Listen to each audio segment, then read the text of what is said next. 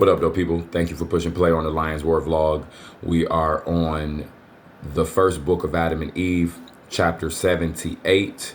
Only a few more chapters, and then the first book of Adam and Eve will be done. It's only about 20 chapters in the second one, so 22 or 23.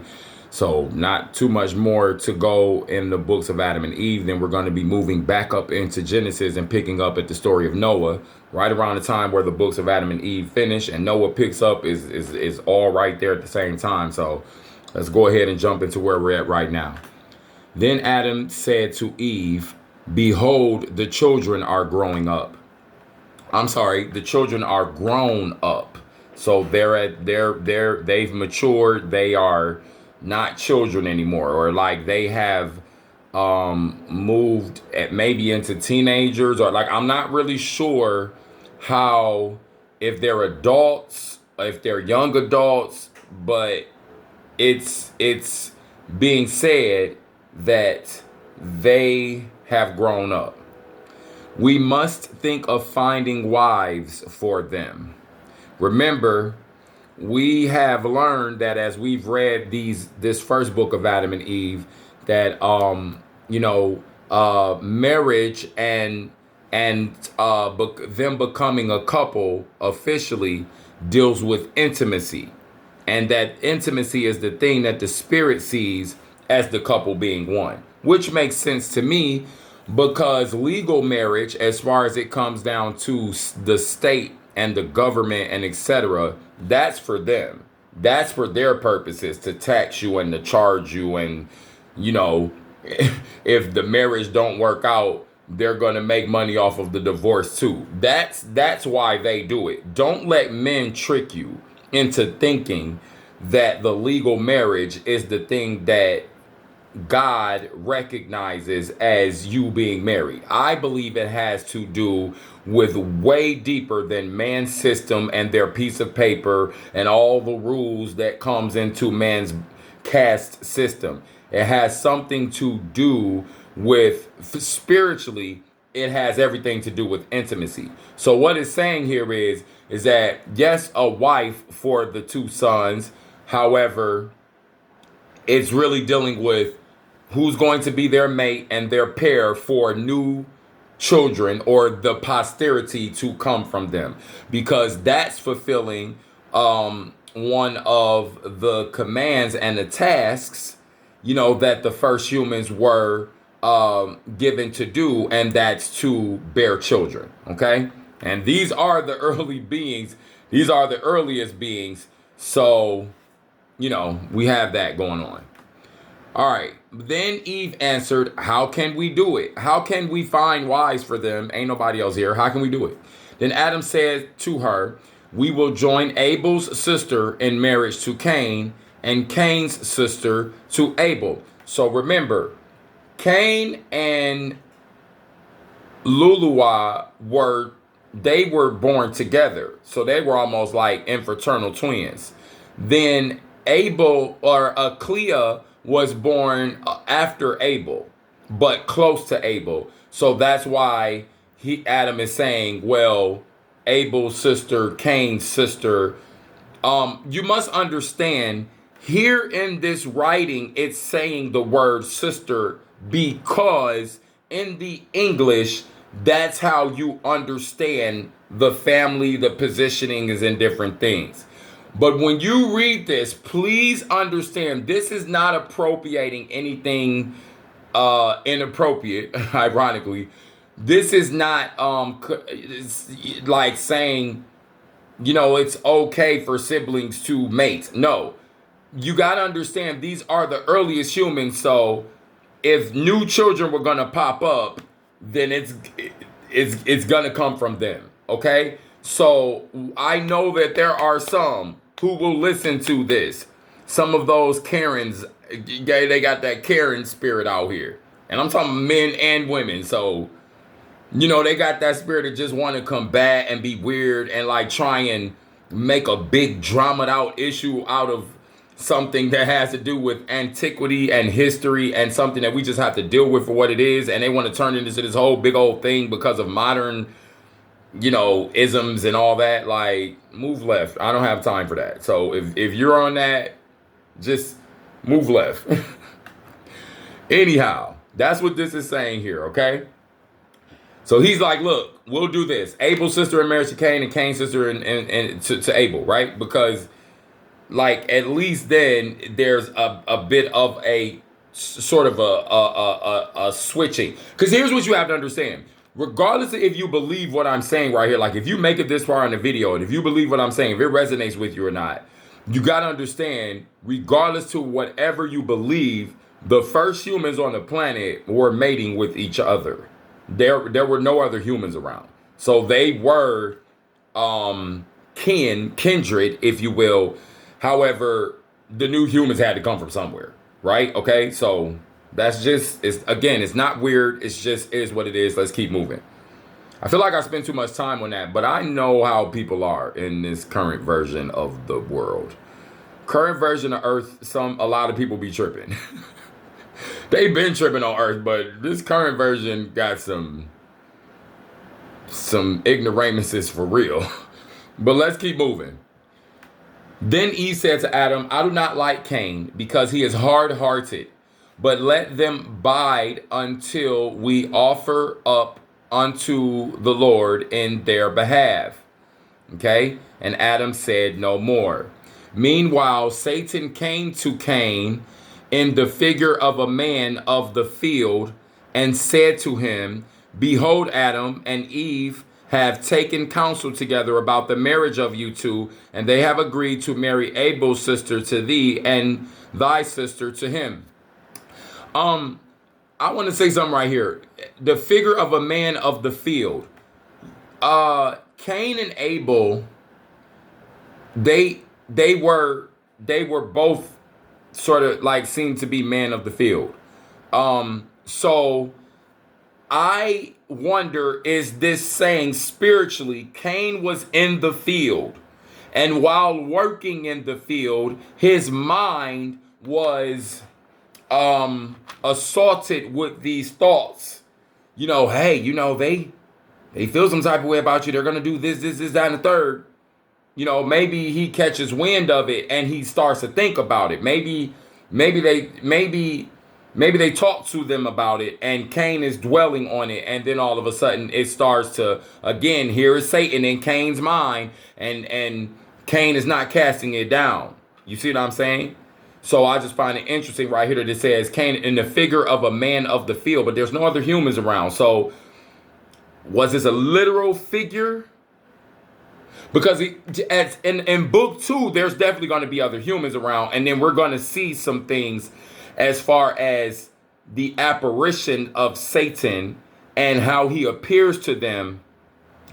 And even then, I just wonder, like, if he was able to manipulate, because it says that he shapeshifts. It's written. Oh, he shapeshifted and he turns into that, and he turns into that human and turned it into that human. And I'm just wondering, like, if that means, or if that's communicating, if that's really saying that the energy and the spirit of Satan, that darkened one, could go from this human, and then maybe if that human wasn't successful in trying to trip you up, then it switches to this human over here. Then it's shifting. So yeah, obviously this human looks different from this human over here, but they both is operating under Satan's power. So now is this human, but then now he's in this one. So it's written as, oh, he shapeshifted to this over here, but it wasn't a literal shapeshift.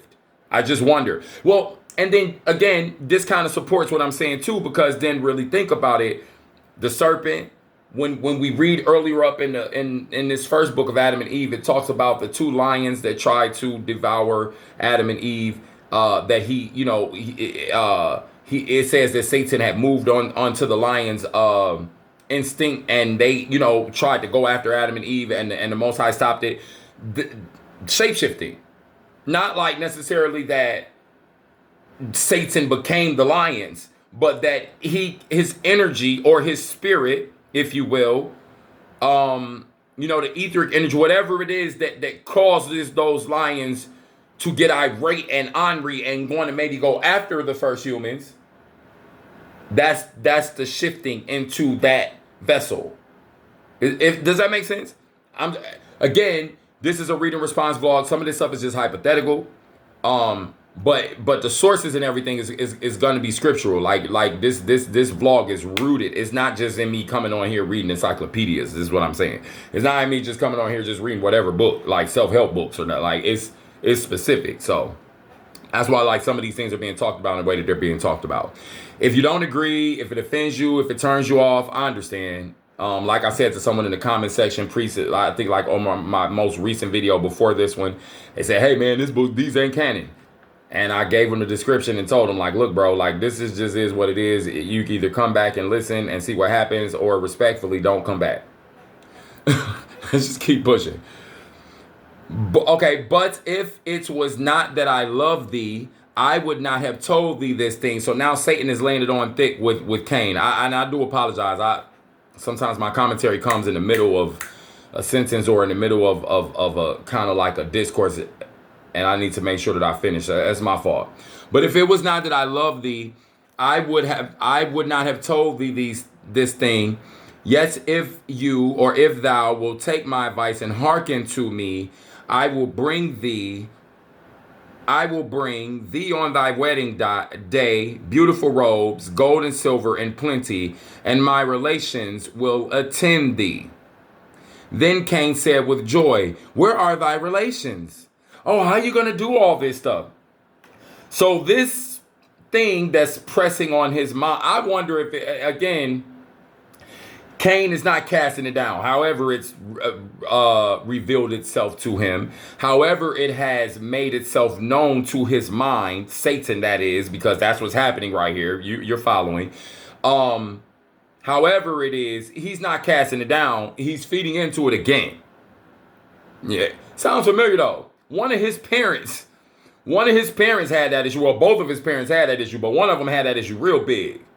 Eve, right? Just couldn't not be tricked by that darkened one, right? Didn't know how to cast it down. Okay? Then, he asked where the relations are, and Satan answered, "My relations are in a garden in the north, whither I once meant to bring thy father Adam, but he would not accept my offer." So where I meant to bring him, but he didn't want to come. "But you Cain, but if thou receive my words, and if you come unto me or come with me, be mine after your wedding, thou shalt rest from the misery in which you are, and thou shalt rest and be better off than thy father Adam." At these words of Satan, Cain opened his ears and leaned towards his speech. Okay, so that saying right there, I'm leaning forward. What's up? What you got going on? That's a saying, right? So even right here, it's saying Cain was attracted to what was being impressed upon his mind, because eventually, however, it's revealed. This is happening. It's his mind where he's processing the words, and he's either choosing to cast these words down or not. Okay, so at these words of Satan, Cain opened his ears and leaned towards his speech, and he did not remain in the field, but he went to Eve, his mother, and beat her, and cursed her, and said to her, "Why are ye about taking my sister to wed her to my brother? Am I dead?" So, perhaps for whatever reason, maybe there was already a certain alignment that they thought was going to be, and Cain is not getting what he wanted or what he thought. So I don't think when it says beat her, I don't think that meant physically. I think it just meant like that verbally. Like he was disrespectful to her. He was rude to her. You know how they say like beat you over the head with words? That's what I think it means. Okay? Because like we're going to see what it says that his mother does to him, And honestly, I believe if he was really hitting her, if he struck her, it would say struck her. This is why when it comes down to the English, especially when it comes down to the English, you have to dig into these words. Because you can be reading something and think that it's literal and, oh, that's just the way it is. And that's the way they'll be trying to, oh, but Katie, they'll be trying to get over on you, dog. And that's the way that they'll do it. You know, they'll try and use words that trick you and have you thinking that is one thing, but it really means something else. That's why you gotta dig into that type of stuff right there. So he wasn't hitting his mother. It's saying that he just verbally would not get off of it. He just was very aggressive, very consistent with wanting to know this information. Like he's highly irritated. Like a child that talks back real crazy, like when they don't get what they want and they won't stop and you tell them to stop and they just keep going. They're beating you with it, right? It's beating a dead horse. Okay, anyway. Because I know sometimes like people have a hard time following me because people like to like front off and act like these days their attention span is so short that it means that they gotta be dumb. So I'm gonna shut up because I don't want to offend nobody. His mother, however, quieted him and sent him to the field where he had been. So like what I just said to you, now this confirms what I was saying.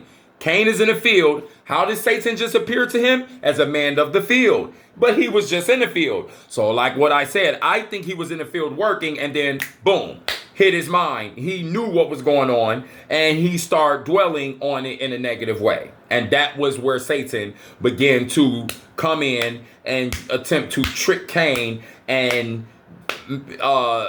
change his mind, darken his mind, make his mind even more cloudy than it already is, more darker than it already is. Because, and then she quieted him. So this is what I'm saying. He beat her and cursed her. He didn't hit her. It's basically saying verbally he was very much aggressive and overdid it with Eve, his mom, right? And so she quiets him, not like makes him stop hitting her or has to have Adam come get him off of her or like Abel has to come help him off of the mom. No, she quieted him. Shut up, Cain, you're talking too much. He beat her with the words. And then she sent her back out to the field. Get going on ahead. What you in here for? Go back outside. Like, get out the house. Go, get out the cave. Go ahead. What you want? You in here bothering me now. You stressing me out. Okay. So let's see. Then when Adam came, she told him of what Cain had done. But Adam grieved and held his peace and said not a word. Okay, so right here, now again, let's see if he was actually hitting her. Because like I said, sometimes these things get revealed and then we got to stand corrected. That's the beautiful thing about this vlog. That's the beautiful thing about reading anyway. Listen, I don't know everything. And when I read, sometimes I get corrected while I'm reading because I think it's one thing while I'm reading and I get corrected. That's very real and very raw. And that's always going to happen on this vlog. So to the people that's want like the, like I said, you want the, oh, but baby, you want your ears tickled. I ain't the one for that. You can find that somewhere else. Respectfully, either stick around and figure out what's going on or don't come back. All right. Sorry. And not sorry, but you know, I ain't trying to offend you or make you pissed off or feel some type of way. Let me hurry up because this thing got some this a longer chapter right here. Might have to cut this into 2 parts, but I probably not. Let's keep reading. Then on the morrow, Adam said unto Cain his son, take of thy sheep, young and good, and offer them up to God, and I will speak to thy brother and make unto his God an offering of corn. Okay, it's like basically God, like they're all under the same, like the Most High, like basically like he's like, do this for yourself as an individual, okay? I'm going to try and go ahead and read through Man, because I got like 20 more verses left, so I need to go ahead and really push through. So I'm going to try and cut down on the commentary and read a little bit faster. They both hearkened to their father Adam, and they took their offerings and offered them up on the mountain by the altar. But Cain behaved haughtily towards his brother and thrust him from the altar and would not let him offer up his gift upon the altar, but he offered his own upon it with a proud heart, full of guile and fraud. But so Cain is full of darkness and confusion, and just Cain is on some other stuff. But as for Abel, he set up stones that were near at hand, and upon that he offered his gift with a heart humble and free from guile. So Abel was totally opposite from Cain. Cain was then standing by the altar on which he had offered up his gift, and he cried unto God to accept his offering, but God did not accept it from him, neither did a divine fire come down to consume his offering. But so his offering, if that divine fire coming down to consume his offering, that could be another way of saying that the spirit did not receive it. But he remained standing over against the altar out of humor and wrath, looking towards his brother Abel to see if God would accept his offering or not. And Abel prayed unto God to accept his offering. Then a divine fire came down and consumed his offering, and God smelt the sweet savor of his offering because Abel loved him and rejoiced in him. You know, we're always hearing about the offering being a sweet aroma to the Most High, that is being accepted, meaning that it was given in a good spirit. If Cain's offering had been given in a good spirit, it would have been accepted. I don't know if there was literal fire that came down, but what that is saying is that the spirit received the offering. When it's a sweet scent, when the fire comes down, consumes the offering, that is a reference directly to the spirit receiving the offering. Mean that the offering was received, it was given in a good way, it wasn't negative, and everyone knew it. Okay, so it's written in that way. Understand, I don't know if the fire was literal, like fire came down and consumed it and it disappeared. I can't say that. It could be metaphorical. If it's metaphorical, then that just means that that the offering was accepted.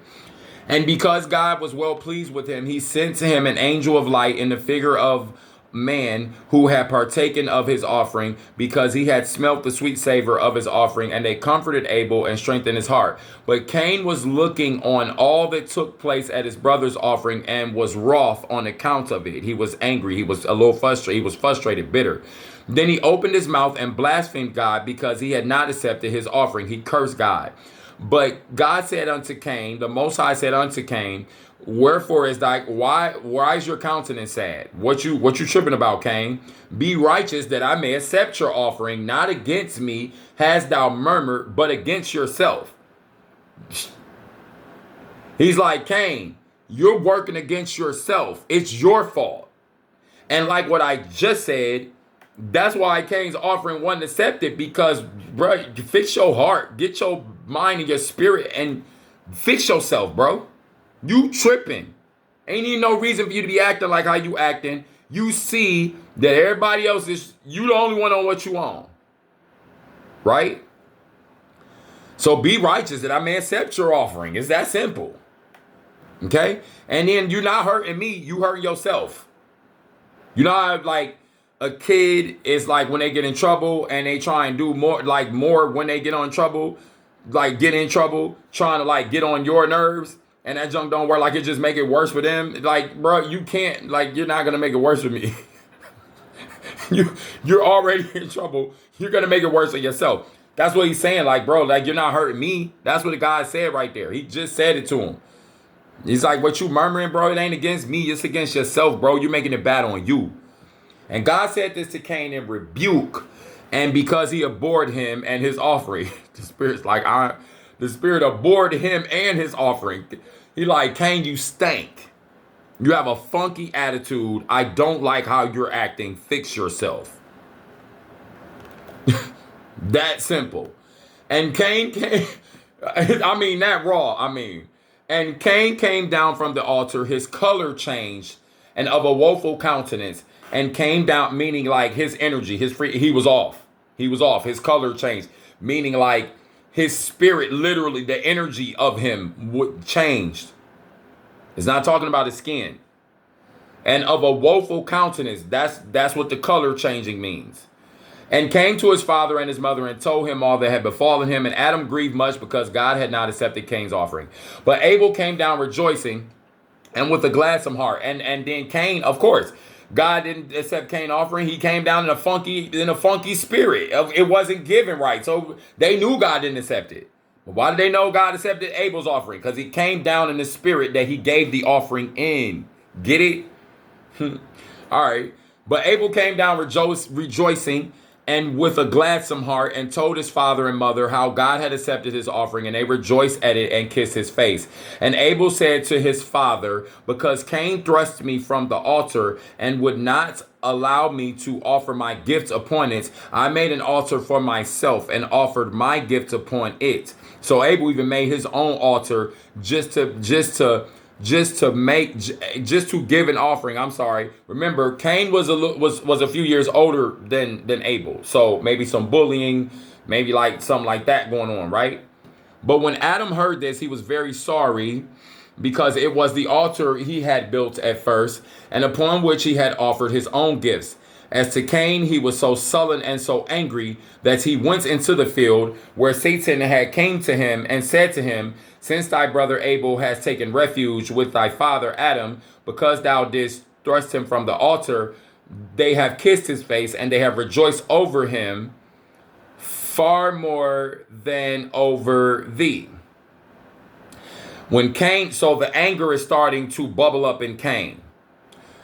When Cain heard these words of Satan, he was filled with rage, and he let no one know, but he was laying wait to kill his brother until he brought him into the cave and said to him, O brother, the country is so beautiful, and there are such beautiful, pleasurable trees in it, and charming to look at. But brother, thou hast never been one day in the field to take thy pleasure therein. Today, O my brother, I very much wish thou wouldest come with me into the field to enjoy thyself and to bless our fields and our flocks. For thou art righteous, and I love thee much, O my brother, but thou hast estranged thyself from me. You see these lies, and look, this is the devil talking right here. That ain't nobody but the devil. That ain't nothing but that demonic, dark, wicked, clouded energy. That's what that is. You hear it. Don't that sound like that darkened one when he's trying to trick up Adam? It does, don't it? Tricking. Like sweet word, just weaving them. Like his brother has no, look, just think about this. He's faking good energy right here. He could do that naturally and his offering would be accepted. But he's so evil that he's faking good to do something evil to his brother. That right there that goes to show you that's the manifestation of the devil in the human. Like what I said in the previous video or the video before that. A few more verses and then I'm done. Then Abel consented to go with his brother Cain into the field. But before going out, Cain said to Abel, wait for me until I fetch a staff because of wild beasts. Then Abel stood waiting in his innocence. He had no idea what was coming. But Cain, the forward, fetched the staff and went out. The elder one, or the one who's the leader. Okay. And they began, Cain and his brother Abel, to walk in the way, Cain talking to him and comforting him to make him forget everything. So just everything that just happened with the altar stuff, Cain has clearly been showing signs of being a very dark, broken, miserable person. And he's faking right here. So it lets you know he definitely has the potential to do things the right way because he's faking it. But he's faking it to do something evil. There are those people who can be in your life that are like that. But you know, right now, you have access to the spirit that can show you how to have protection and peace from those types of people that like to fake and front and then trip you up and try to get you caught up, you know, but they're lying and they're fronting, and they know that they got something bad for you, or they know that they're going to try and tempt you somewhere because they dark and they evil, and that's what they own. And you better be real about yourself to understand it. It's messed up what happens to Abel, because spoiler alert, we know what happened, right? And it's just messed up that right here we're seeing it, and it's just almost like I just wish I could just send a message to Cain and say, hey, don't trust him. I don't care that that's your brother. You don't trust evil, period. All right? And I think that was a lesson that they all had to learn. Stop trusting evil. You know, Adam and Eve had to learn that lesson. They were plagued by that. But Cain takes it to a whole nother different level, and we're about to see that in the next chapter. All right, y'all be blessed. That's it. If this information resonates with you, go ahead and hit that subscription button, hit the notification bell. Share this information with someone that you feel like it would resonate with. If it resonates with you, you know someone that will resonate with more than likely. All right, y'all come back for the next chapter. Peace.